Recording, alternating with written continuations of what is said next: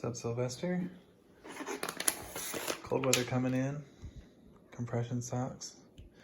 Help the calves. Help the blood flow.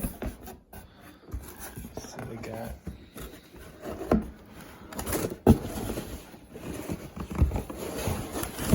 Let's see.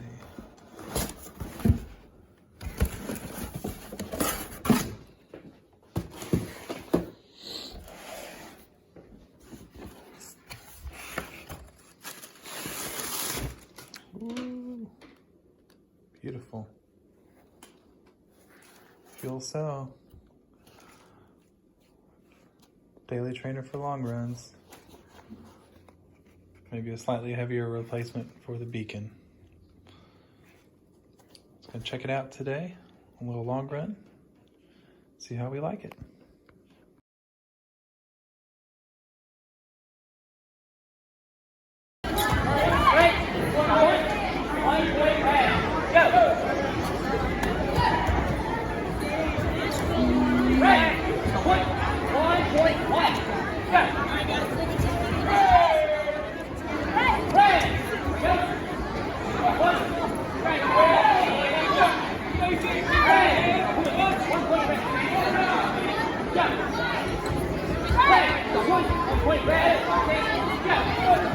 Get him.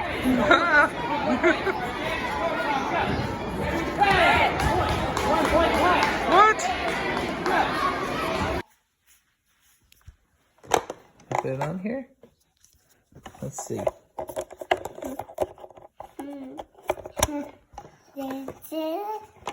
You gonna ask me? Right. Say, are you ready?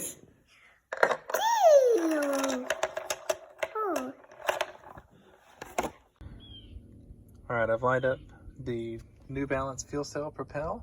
About to take them out on their first run. Some of my other essential running gear. So the Jaybird Tarah Pro. These have up to 14 hours of battery life, and also you can put the equalizer on your phone. Definitely full range of sound. Looking into a full wireless. So these do have the cords. They are Bluetooth, they go behind your head. There's my Maui Jim sunglasses. Got protect your eyes as well. My Apple Watch 5, and I'm trying out some compression socks today. So I also brought out to the vehicle just some of my favorite slow, easy day runs. So it's kind of where the Propel would fall in. If I'm really feeling tired and slow, the Ultra Touring Plush. So very easy day shoe. The shoe that I mentioned in a previous video, New Balance Beacon. So a staple, but these are getting worn down. They don't look too bad, but I feel the cushion kind of flattening out a little bit in the midsole. This Propels would potentially be a little bit heavier shoe than that, but I'm hoping for a similar experience with the Fuelcell. And then the Rincons are my current #1 shoe of 2019, the Hoka Rincon. So I'll be looking to do a review of all of these shoes. I'm still putting in the miles on them. So they feel pretty light on foot. Seemed like they fit okay. I did go for the wide version, so we'll see how these fare. Hey guys, just finished my first run in the New Balance Fuelcell Propel. 9-minute pace per mile. Heart rate was only at 160 average, which is good, but I did have to work a little bit extra. I think I may be getting over a cold, so I think that could be part of it. But I'll finish up my initial impressions tomorrow. Here's the shoe again.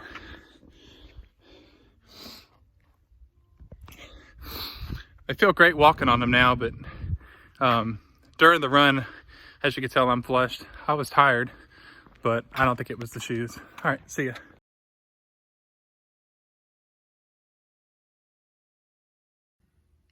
All right, this is the next day. It's bright and sunny out, so bear with me. So I'm gonna do a little 30-minute low heart rate recovery jog today. So probably if I'm just going really slow, keep it in zone 2, zone 1, zone 2, under 145 on the heart rate.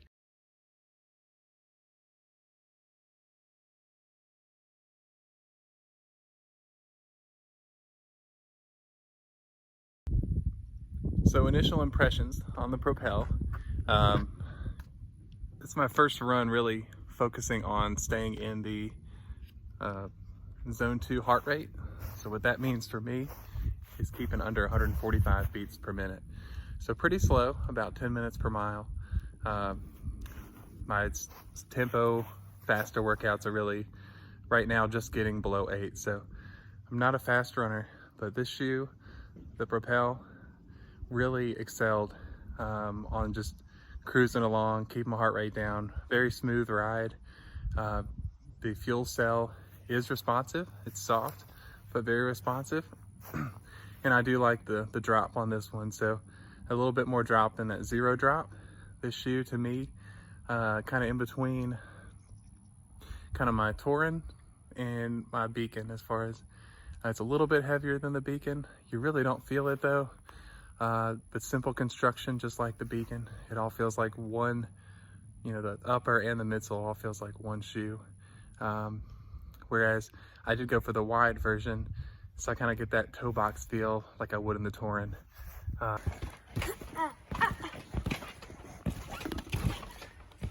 Oh, yeah, throw some balls at me. All right, let's sum up these first impressions on the New Balance Fuelcell Propel. First on the upper, trace fiber upper, which I haven't really experienced that in a shoe before, but really it's just kind of a knit material, and the fiber gives it a little bit of structure to hold it together.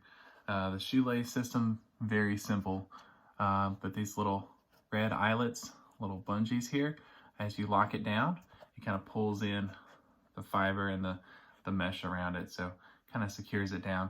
There's a suede tip on the toe. I think that's going to help durability. So when you get these really lightweight mesh uppers, you need something to kind of provide a little more structure to the shoe. Let's go down to the collar on the shoe, almost like a t-shirt material, very padded, comfort oriented again. Very wide landing area. It's on the outsole of the shoe. There's some rubber here. You're actually seeing exposed midsole in between. That's going to be the Fuelcell, which is the primary reason I purchased this shoe, was to try out that cushioning. A lot of hype around the Fuelcell Rebel. Propel is more of just a daily trainer. The Rebel is going to be more for getting up to speed. So first impressions on the midsole, very cushioned, very pillowy, soft, yet responsive. So yesterday I talked about, I wasn't feeling great after my 10-kilometer run. I looked back, my heart rate levels were not that bad, were not that high, so I think I just wasn't feeling great on the day. Today on the recovery run, the shoe really shined as far as very easy to get into a rhythm and just kind of keep a decent pace, keep moving. The shoe does want to go forward. Once you land that 6-millimeter drop, it's a great sweet spot for slower up to moderately fast tempos. Again, a little bit heavier shoe. It's about 9 ounces in a men's size 9. For my 11.5, I did go for the wide. I believe it's going to be around 11 ounces, give or take. I'm going to have to pick up a gram scale, bottom line, just to give you more accurate readings. But on feel alone, doesn't feel slow. I definitely would not take this out for my tempo runs at this point, threshold workouts.